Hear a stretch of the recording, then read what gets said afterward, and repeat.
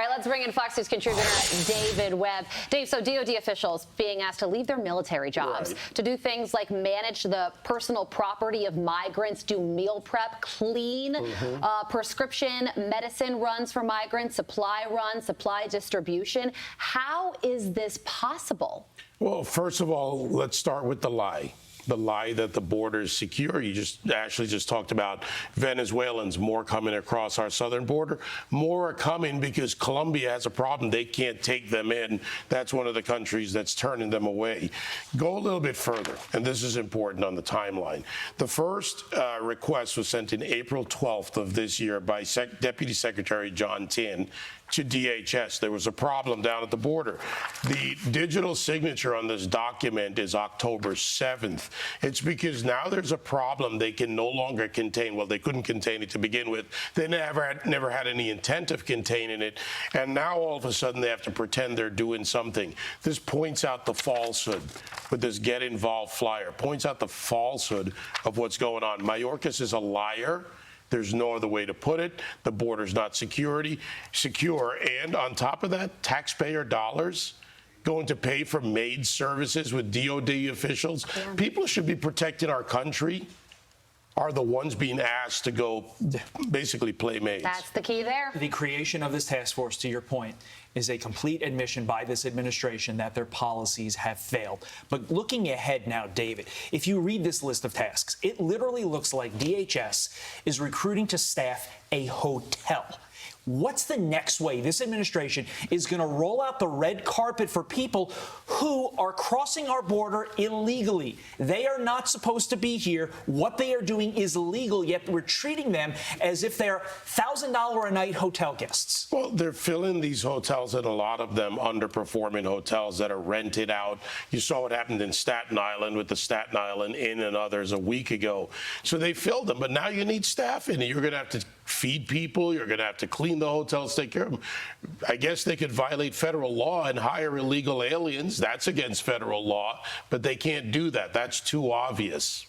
Yeah, so we're talking about DOD officials being taken off their military jobs, their jobs to protect this nation, to be sent to the southern border to essentially do maid work rather than shut the border down and keep everybody safe that way. There's also Mayorkas. Did you hear what he said recently about how he's blaming Republicans, saying, well, they keep on saying that the border is wide open, which is, an open call to smugglers, so it's really Republicans' fault. Yeah, that phrase, words have meaning. In this case, the actions went well ahead of the words. They have not secured the border. They have not continued to build physical barriers. They've not continued to let the policy go forward that lets our CPB officers go out and actually pick people up. I mean, the gotaways, the millions. Within the last year or so, we've had in total encounters over 4.5 million encounters, however they've worked out at the southern border. 4.5 million with 25,000 agents. Do the math, people. They're lying to you. Yeah. Meantime, David, a recent Fox News poll shows that over half Americans believe the U.S. is moving away from capitalism and towards socialism. 60% of people say that's a bad thing. How concerned are you about that other 40% who don't think socialism is that bad? Well, the problem is that 40% keeps getting polled all too often. I think it's actually less when you look at who and what they want. There is a smaller group, I don't know what it is, percentage of that 40% that really believe in this march towards socialism, and that's growing. That concerns me more. Polling aside, we have a problem in this country with people who have gotten too comfortable being given what was once called government cheese, government handouts to minorities, a way to keep people in the projects.